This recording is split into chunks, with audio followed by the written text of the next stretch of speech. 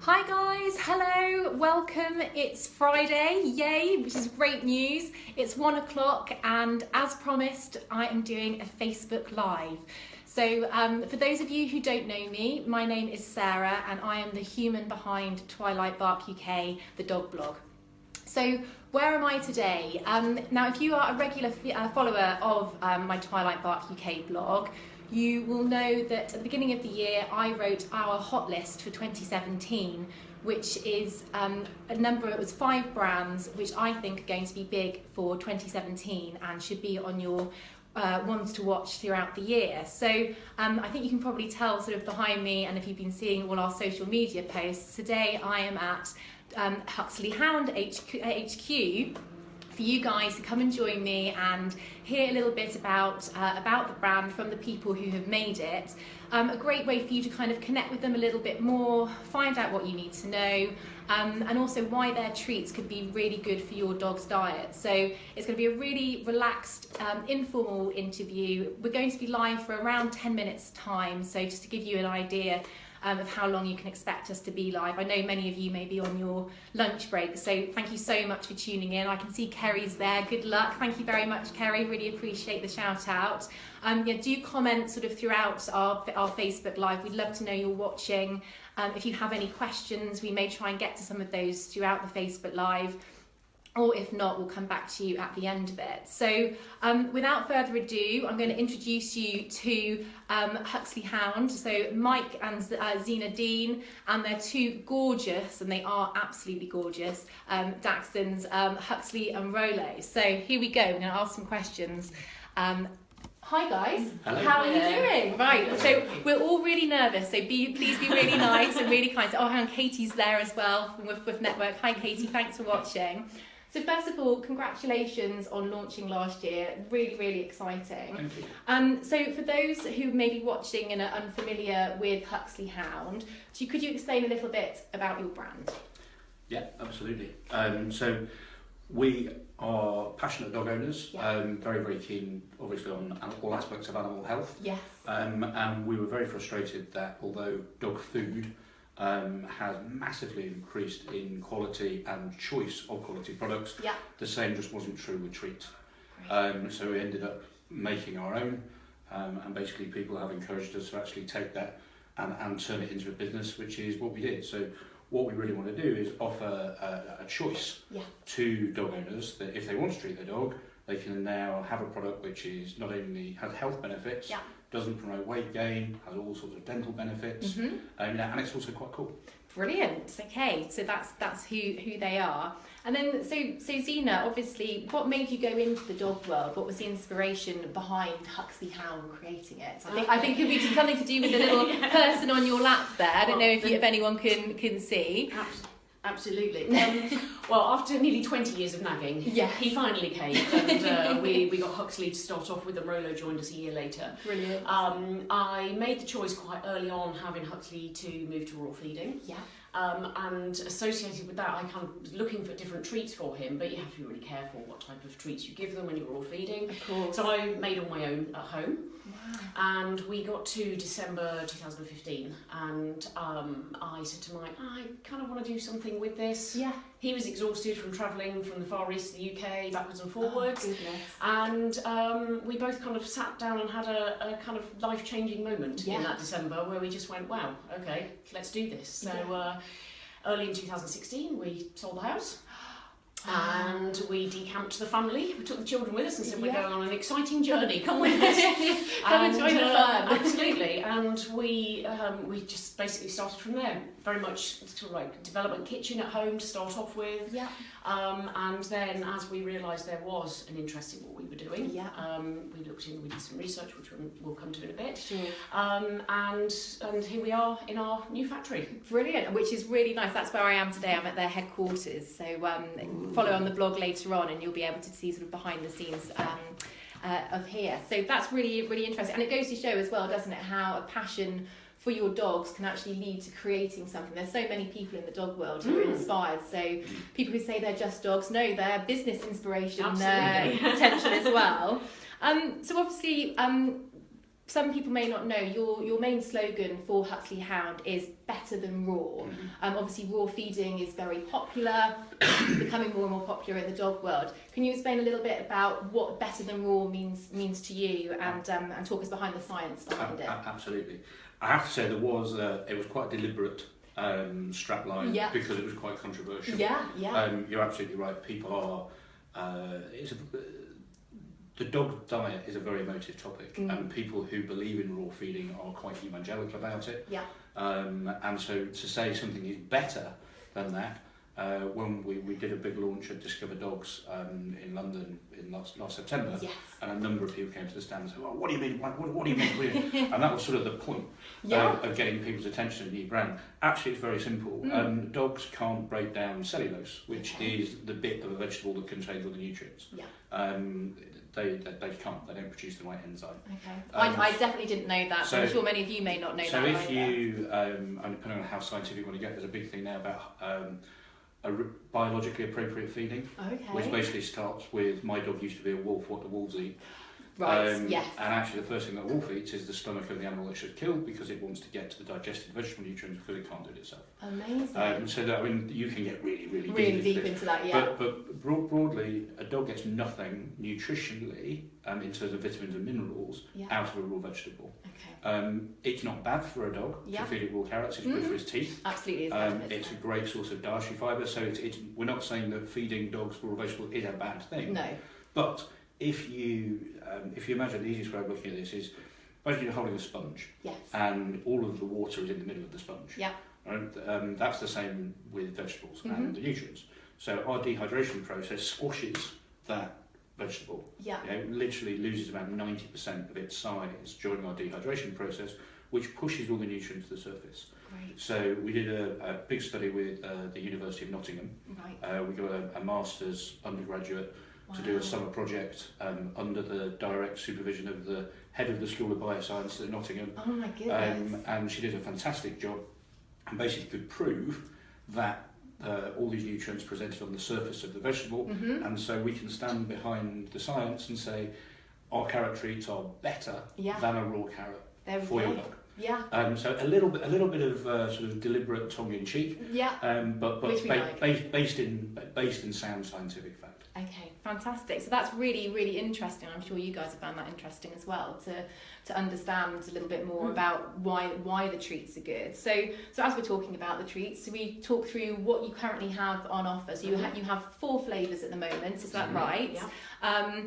So do you want to sort of talk it through with us, and also provide some health benefits which go with each of them? I know there's particular benefits to each vegetable product that you have on offer. There are, and it's important to stress that this is not dog food. No. And it isn't a supplement. You know, so if you're worried about a condition for your dog, you should go and see a vet. Of course. You know, you shouldn't try and feed it a treat and hope that somehow it will get better. Yes. However, dogs need 37 essential nutrients in their diet. There are certain conditions that can be alleviated by an increase in certain vitamins and minerals. And really, this is what we're sort of trying to evolve to a point where you know what to give your dog to sort of maybe make it slightly better. The catch-all is that they're all very high in antioxidants. Good. Which has all manner of benefits. Of the vegetables in the range, we have. Let's pass them over and we'll. Okay, so we take it one by one. Yeah, let's do that. So the carrot.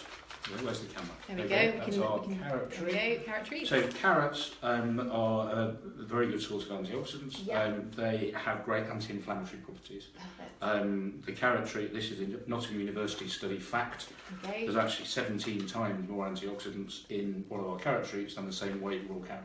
Wow. And actually the student compared everything you could do to a carrot. So it's better than a baked carrot, it's better than a cooked carrot, it's better than a boiled carrot, and it's better than raw carrot. It's the best. That's what you need to know. It is the optimum thing to do to a carrot to increase the antioxidant level. So if you think anti-inflammatory, if the dog is struggling a bit with joints, if it's got maybe a bit of digestion issues, again, I stress this is not a medicine. No. You know, but if you are wanting to give your dog a treat, this would be a good. That would be a good thing to do. Absolutely. Beetroot. this is my personal favourite. Yeah, I was going to ask you what's the most favourite. We were eating this before we went live. Just before we went, not necessarily just for dogs. We were having a quick nibble as well. No. So beetroot is very rich in manganese and magnesium and phosphate. Broadly, you would say it promotes a healthy heart and it's great for blood chemistry. To the point that actually one of our friends is an ultra-marathon runner, and despite the name Hound, actually went off to the Sahara Desert to run the mini marathon de Sable with packets of beetroot treats. Wow. The idea of taking something dehydrated to a desert is completely counterintuitive to me. But yeah, it really, really helps. It sort of gets that blood chemistry right. Perfect. So that's the beetroot. The sweet potato, I think it's just a good catch-all. And I think also humans really like the sweet potato. Seems to be like really popular now. Absolutely. So same would be for the dogs as well. And it's got the carotenoids in it, which obviously is where the orange colour comes from, and the same with the carrot. Great antioxidants, good source of energy, etc., etc. There isn't one particular thing that it is better for than others. I'd say it's just a good all-rounder. Brilliant. And then the final one is parsnip. Now parsnip is, well, first of all, it's delicious. Yeah. And dogs really like it. It's pretty good for anything to do with blood sugar levels. Okay. So in humans, parsnip is suggested for people with diabetes, people who are struggling with cholesterol issues. Yeah. I have not done a lot of scientific research on this. I hope you're making false claims. No.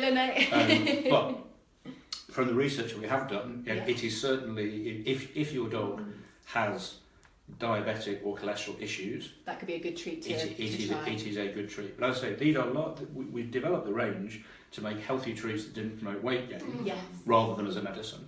Yeah.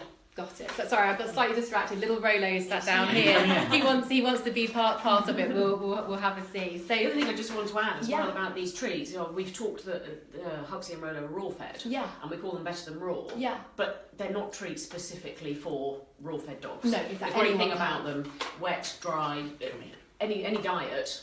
Kind of, the dogs can enjoy these treats as well. Absolutely, which is perfect. And also, just because obviously you were inspired by your Dachshunds, these are applied to sort of small dogs, big dogs. There's no sort of particular restriction. That's actually a very interesting point. When we started out, my assumption was that this would probably be better for smaller dogs. Yeah.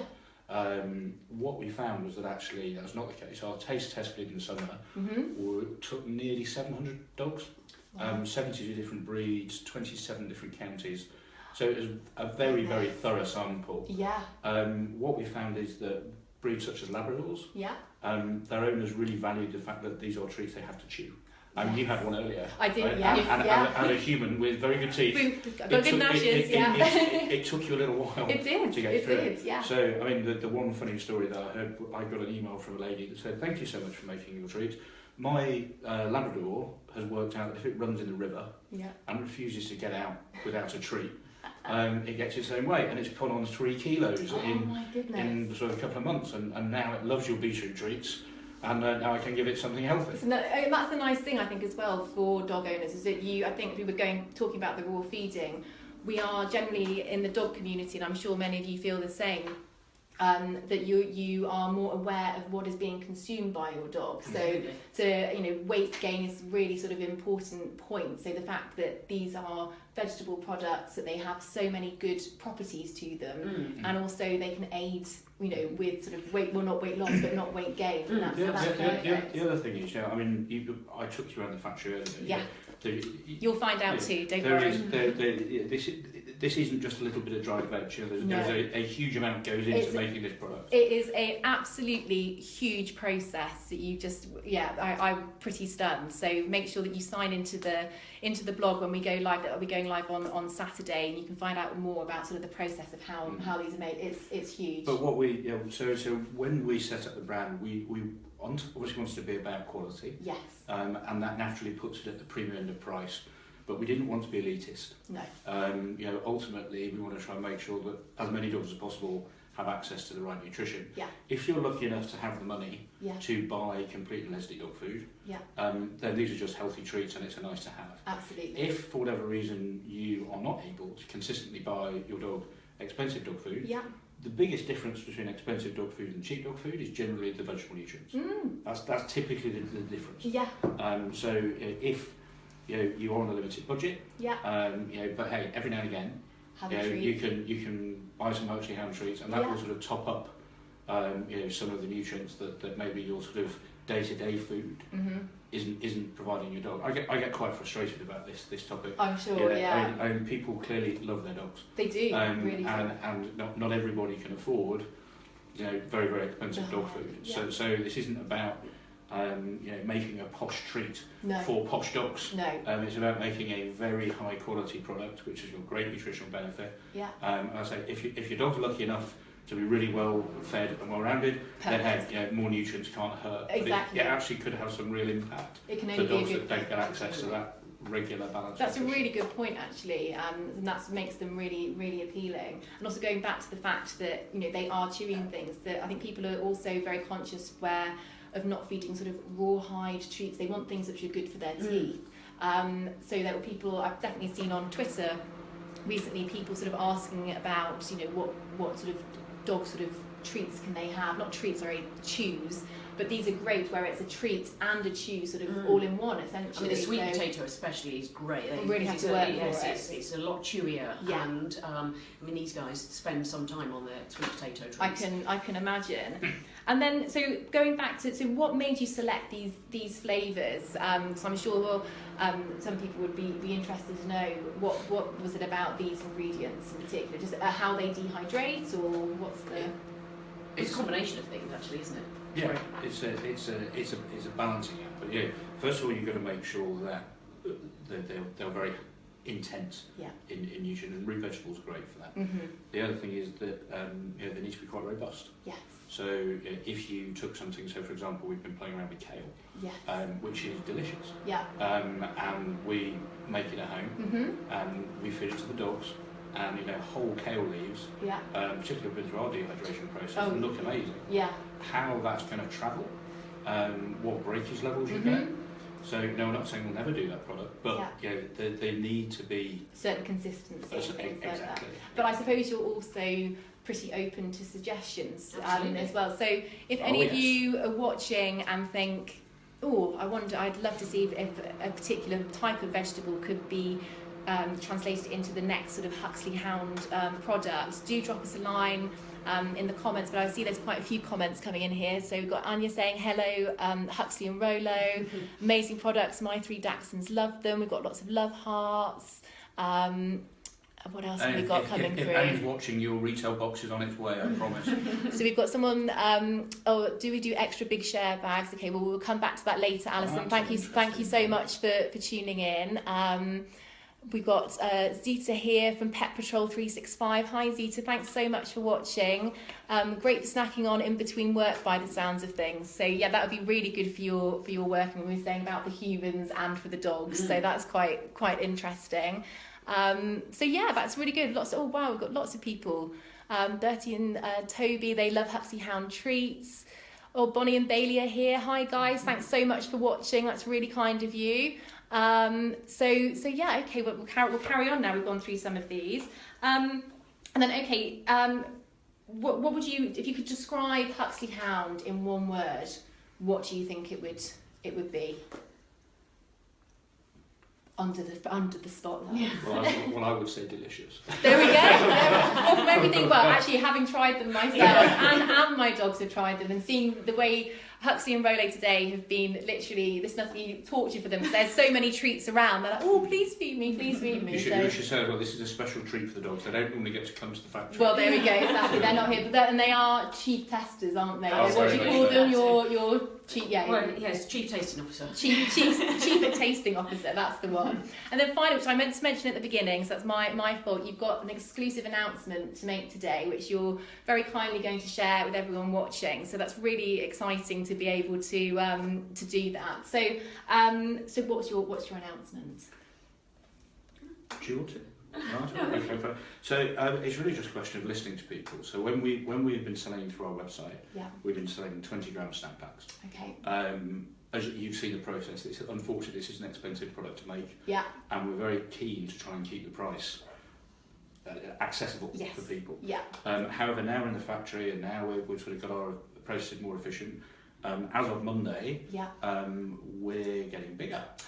Very exciting. So there's going to be 50% more in every bag. Brilliant. So they're moving from 20 grams to 30 grams. Yeah. 30 grams are already what we would supply to retailers. Yeah. So any independent pet shops who are watching, really that's the sort of vehicle that we're looking to do. But now the sort of full size 30 gram bag is available through our website from Monday, as it would be if you went to your local pet shop. That's brilliant. And Parsnip is actually going online. And Parsnip's going live. So there we go. So bigger packs, more things for you to test with your dog. And as we said, they're sort of in really good products to eat, and hopefully you've learned quite a lot from this experience. I've got to know these guys. As we've heard, you've really invested in this business. So it'd be really great for the dog communities to kind of get behind smaller businesses, growing businesses like Huxley Hound, and give them their support. So we've gone way over the 10 minutes, so we're going to sign off now. But thank you so much for tuning in, and I hope you found this really interesting. Do follow Huxley Hound they're across social media, as are we. I'll put links in the bottom of this video, and as I said, there'll be a blog going live this weekend, which is going to just write a little bit more about them and some photos behind the scenes. So that's it from us. Thank you very much. Well, thank you for talking with me, and make sure, because the Huxley Hounds are definitely ones to watch for 2017. Bye guys. Thank you for watching. Bye.